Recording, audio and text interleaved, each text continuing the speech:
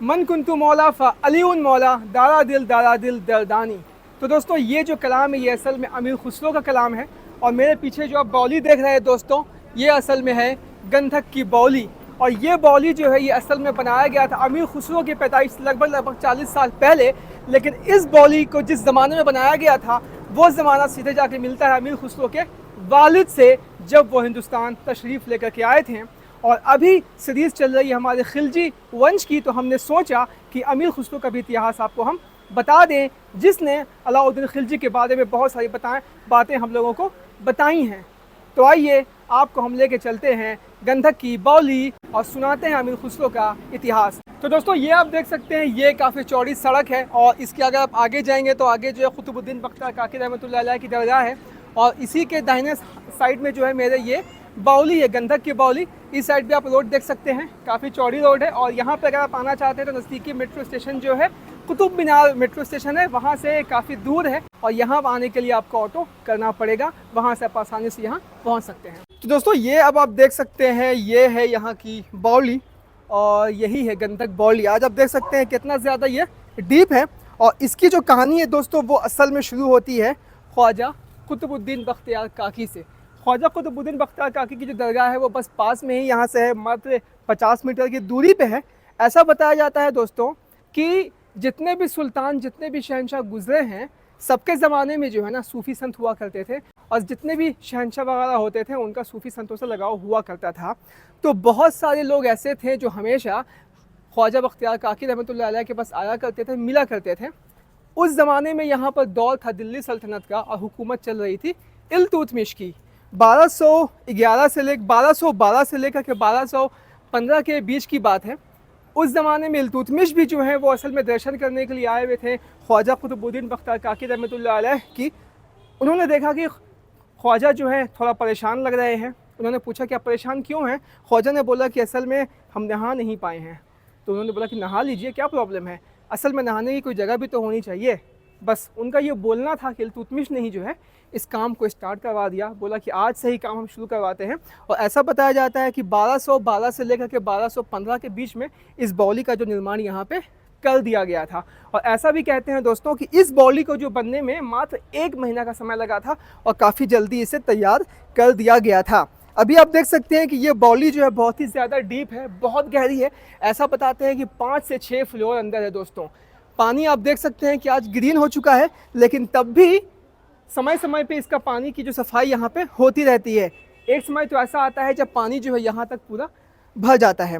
तो उस ज़माने में दोस्तों ऐसा बताया जाता है कि एक ज़माने में जो है ना इस बाउली में लोग यहाँ पे आते थे, नहाते थे और उनकी सेहत से अच्छी होती थी। ऐसा बताया जाता है कि इस बाउली में जो है यहाँ पे सल्फ़र का कंटेंट या सल्फ़र की स्मेल ज़्यादा इसमें आती थी।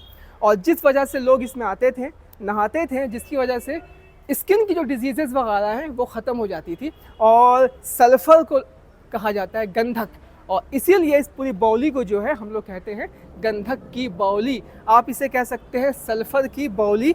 और अभी आप यहाँ पर देख सकते हैं मेरे सामने में वो जो आपको पिलर्स देख रहा है दोस्तों, है ना, वो 4 पिलर्स आपको दिख रहे हैं। तो इस पूरी बाउली में जो है ना वो 4 पिलर जो है वो यहाँ का सबसे ज़्यादा अहम हिस्सा है। और यही वो पिलर्स है जो इस पूरी बाउली को जो है ना एक नायाब आर्किटेक्चर में बना देते हैं। ये जो पिलर्स है, आपने कुतुब मीनार देखा होगा तो वहाँ पर जो कुव्वतुल इस्लाम मस्जिद है उसमें जो प्राचीन मंदिरों के जो अवशेष पिलर्स वहाँ पे इस्तेमाल किए गए हैं, उसी तरह के पिलर्स जो है ये भी हैं।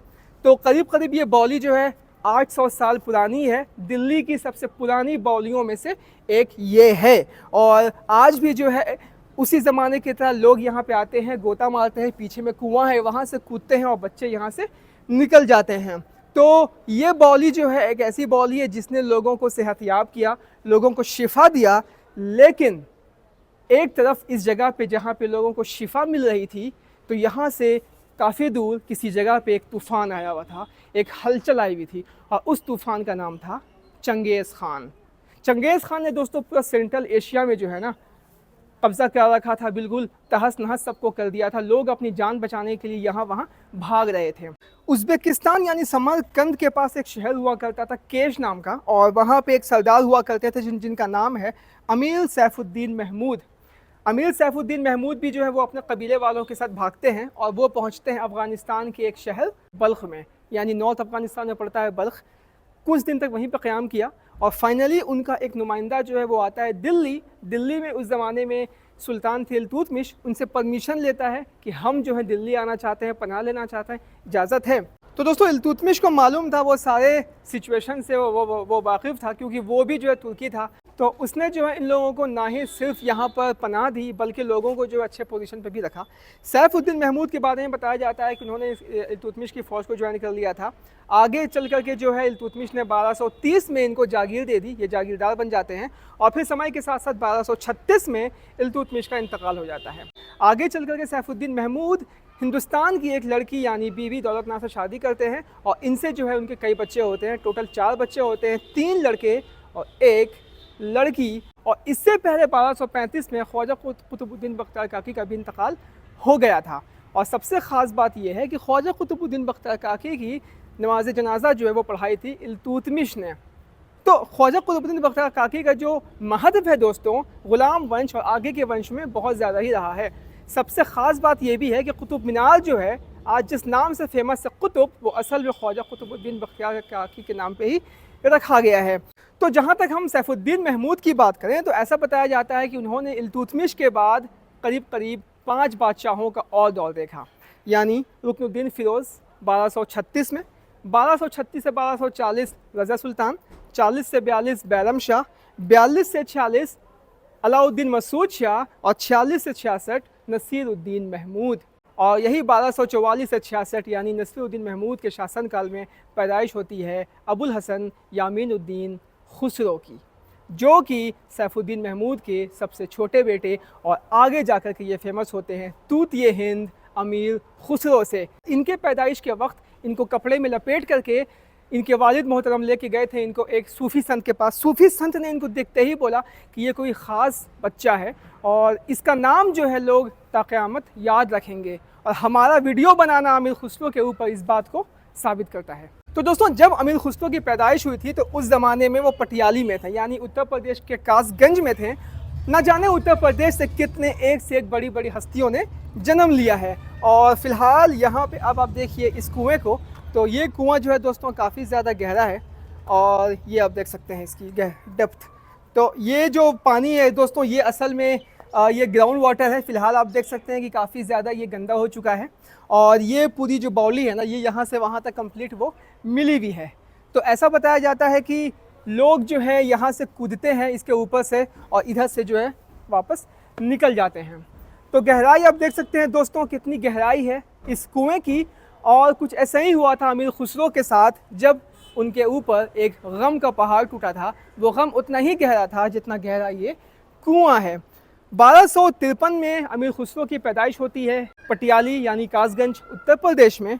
और उसके बाद उनके फादर जो उनको दिल्ली लेकर के आ जाते हैं।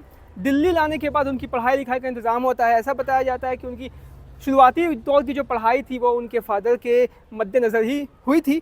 और सबसे ख़ास बात यहाँ पर यह थी कि यहाँ पर अब इनकी मुलाकात होती है निज़ामुद्दीन औलिया से और इनके जो वालिद थे अपने सारे बच्चों के साथ निज़ामुद्दीन औलिया से बैत कर लेते हैं। यानी कि 6 से 7 साल की उम्र होगी अमीर खुसरो की यानी यामीनुद्दीन खुसरो की, जब ये निज़ामुद्दीन औलिया से बैत कर लेते हैं। और अब टूटता है गम का पहाड़।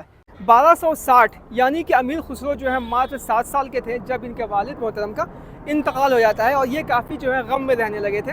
1260 के बाद इनकी परवरिश जो है वो असल में इनके नाना ने की थी, जिनका नाम था इमादुल मुल्क, जो कि उस ज़माने के बलबन के साथ काम किया करते थे और वो भी जो है सुल्तानों के साथ काम किया करते थे।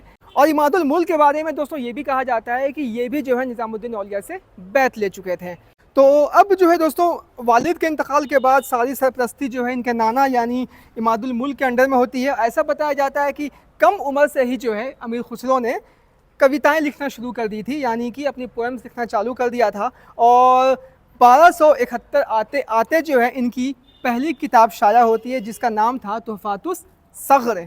और 1273 में दोस्तों फिर से गम का पहाड़ टूटता है जब इनके नाना इमादुल मुल्क का भी इंतकाल हो जाता है, जब इनकी उम्र सिर्फ मात्र 20 साल की थी।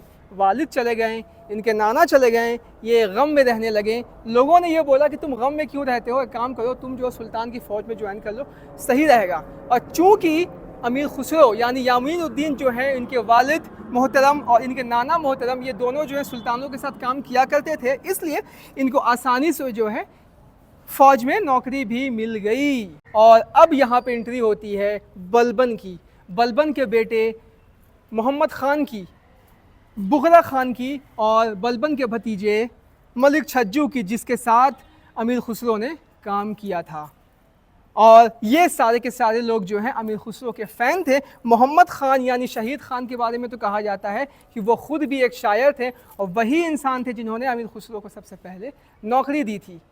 इनका किस्सा भी बड़ा ही दिलचस्प होने वाला है। फ़िलहाल ये बौली जो है दोस्तों, ऐसा बताया जाता है आज के ज़माने में कि ये बौली जो है बलि लेती है। ना जाने कहाँ से लोकल लोग जो है कहानी असल में गढ़ देते हैं इसके बारे में। और राजों की बौली में के बारे में कहा जाता है कि ये दो बौलियाँ जो हैं बलि लेती है, यानी कि अगर कोई इसमें चला जाए तो वो वापस नहीं आता।